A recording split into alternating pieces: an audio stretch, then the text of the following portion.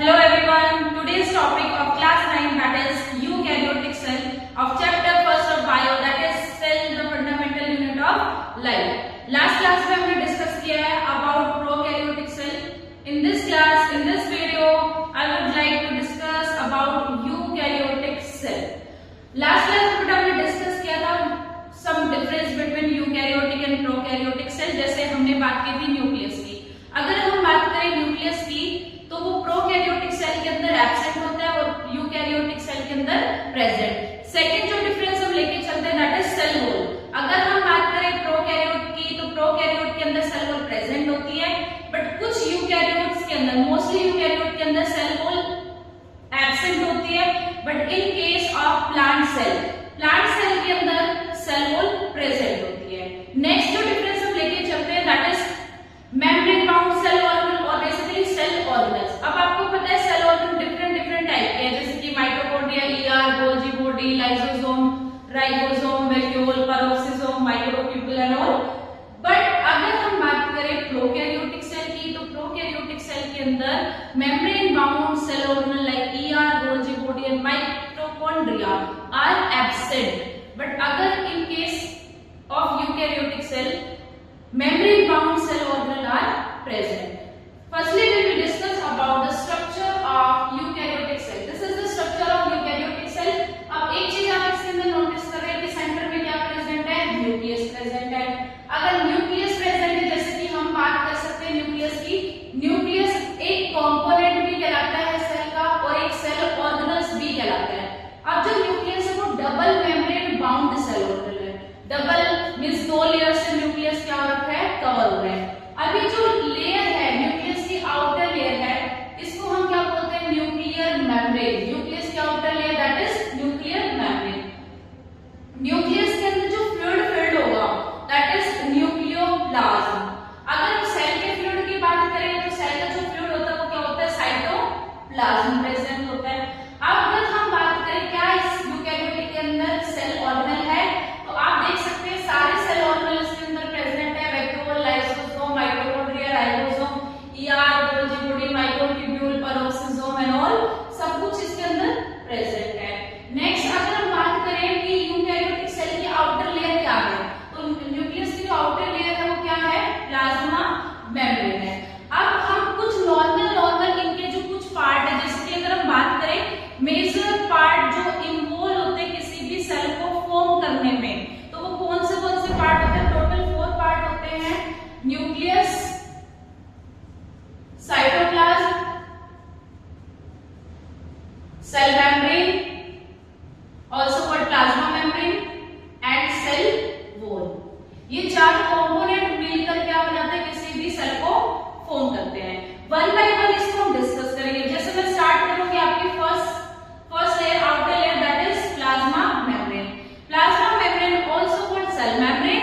And next is, अगर एक scientist की बात करें दैट इज फ्लो में प्लाज्मा मेम्ब्रेन को क्या डिफाइन किया था, प्लाज्मोलेमा. क्या डिफाइन किया था, प्लाज्मोलेमा. देन अगर हम बात करें कि सेल मेम्ब्रेन को किसने डिफाइन किया, तो वो दिया था नेगली ने या क्रैमर ने 1855 के अंदर. अगर हम बात करें कि फर्स्ट टाइम प्लाज्मा मेम्ब्रेन के स्ट्रक्चर को कौन सी सेल के अंदर ऑब्जर्व किया गया था, तो सबसे पहले कौन सी सेल के अंदर उसको ऑब्जर्व किया था, दैट इज आरबीसी, इरिथ्रोसाइट के अंदर उसको ऑब्जर्व किया गया था.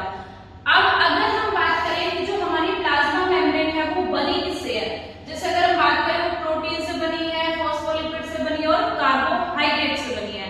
तो अब क्या तीनों कंपोनेंट की जो कंसंट्रेशन है, या फिर हम बोल सकते हैं अमाउंट, या फिर बोल सकते हैं परसेंटेज, तो क्या ये सब सेल के अंदर सेम होती है या फिर अलग अलग होती है, तो आप बताइए कि ये जो परसेंटेज है, अमाउंट है, वो क्या होगा, अलग अलग होगा. जैसे हमने यहाँ पर सिर्फ किसका एग्जांपल लिया है, इरिथ्रोसाइट का, मतलब आरबीसी का एग्जांपल लिया है, जिसके अंदर जिसकी आरबीसी की जो प्लाज्मा मेम्ब्रेन है उसके अंदर प्रोटीन मिलता है 52%, लिपिड मिलेगा आपको 40%, कार्बोहाइड्रेट का जो अमाउंट होता है वो होता है अराउंड 2 to 5%. अब नॉर्मल इसका स्ट्रक्चर देखते हैं, प्लाज्मा मेम्ब्रेन का जो स्ट्रक्चर है वो structure of plasma membrane.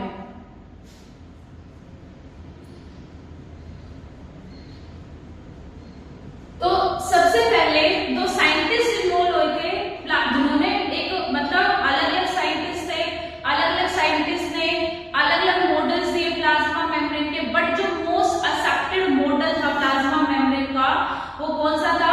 Fluid mosaic model. कौन सा मॉडल था? Fluid mosaic model given by Singer and Nicolson. Singer and Nicolson दो साइंटिस्ट आए थे बेटा, जिन्होंने प्लाज्मा मेम्ब्रेन के स्ट्रक्चर को डिफाइन किया था अंडर द माइक्रोस्कोप। जब हम माइक्रोस्कोप के अंदर प्लाज्मा मेम्ब्रेन, नॉर्मल जब आप सेल का डायग्राम बनाते हो तो प्लाज्मा मेम्ब्रेन आपको एक सिंगल सेल स्ट्रक्चर दिखाई देता है, बट जब हम इसको अंडर द माइक्रोस्कोप ऑब्जर्व करेंगे तो आपको प्लाज्मा मेम्ब्रेन का जो स्ट्रक्चर दिखाई देगा वो कैसे दिखाई देगा? Bilayer structure. कैसे दिखाई देगा? बाइलेयर। बाइलेयर का मतलब कितनी लेयर है प्लाज्मा मेम्ब्रेन की? टोटल 2 लेयर है। किससे बनी हुई है ये दोनों की दोनों लेयर? फॉस्फोलिपिड से बनी हुई है। किस से बनी हुई है? फॉस्फोलिपिड से बनी हुई है। अब मैं इसका जो डायग्राम बना रही हूँ उसके थ्रू हम समझेंगे। जैसे अगर बात करें, ये एक फॉस्फोलिपिड की लेयर है और ये एक फॉस्फोलिपिड की लेयर है। टोटल कितनी लेयर हो गई? 2 लेयर। इसलिए हम बोलते हैं कि जो प्लाज्मा मेम्ब्रेन है उसकी कितनी लेयर है? बाइलेयर है। और किससे बनी होती है? फॉस्फोलिपिड। अब सेंटर में आप एक बड़ा सा प्रोटीन देख रहे हैं, और अगर हम पेरिफेरल की बात करें साइड में, तो वहां पर भी फॉस्फोलिपिड के पास क्या मिलेंगे? Protein. It means plasma membrane के अंदर टोटल कितने टाइप के प्रोटीन मिलते हैं? 2 टाइप के प्रोटीन। इसको हम नॉर्मली डिफाइन कर लेते हैं एक्सट्रिंसिक प्रोटीन। एक्सट्रिंसिक का मतलब है एक्सटर्नल, मतलब बाहर, और दूसरा जो प्रोटीन है वो है इंट्रिंसिक। इंट्रिंसिक वर्ड का मतलब होता है इंटरनल, या फिर इसका जो थर्ड नेम है हम बोलेंगे इस प्रोटीन को हम इंट्रिंसिक प्रोटीन बोलेंगे, जो लार्ज प्रोटीन है, या फिर हम बोल सकते हैं इंटरनल प्रोटीन, या फिर इसको हम बोल सकते हैं इंटीग्रल प्रोटीन। क्या बोल सकते हैं? Integral protein. और जो साइड में प्रोटीन है, इसको हम जो बाहर की साइड है उनको हम एक्सट्रिंसिक बोल सकते हैं, एक्सटर्नल प्रोटीन भी बोल सकते हैं, या फिर बोल सकते हैं पेरिफेरल प्रोटीन। क्या बोल सकते हैं? Peripheral protein. अब ये दो चीज हो गई, एक फॉस्फोलिपिड और दूसरा क्या हो गया? प्रोटीन। जो थर्ड है कार्बोहाइड्रेट, वो कार्बोहाइड्रेट भी बेटे कहाँ धसे हुए थे, कहाँ एम्बेडेड रहते हैं? Between the phospholipid. इसके अलावा 1 to 2% में आपको प्लाज्मा मेम्ब्रेन के अंदर कोलेस्ट्रॉल भी दिखाई देगा। क्या प्रेजेंट होता है? कोलेस्ट्रॉल, बट बहुत कम अमाउंट में हमें इसको देखने को मिलता है। अब उसके बाद this is the structure of plasma membrane. अब इसी के अंदर एक टॉपिक आता है प्लाज्मा मेम्ब्रेन में ही। आपको पता है नॉर्मली कि प्लाज्मा मेम्ब्रेन का फंक्शन होता है सब्सटेंसेस को ट्रांसपोर्ट करना। मींस सेल से कोई बाहर कोई चीज, जैसे मान लो ये सेल है, बाहर से कोई चीज सेल के अंदर जा रही है, या फिर अंदर से कोई चीज सेल के बाहर जा रही है, तो ये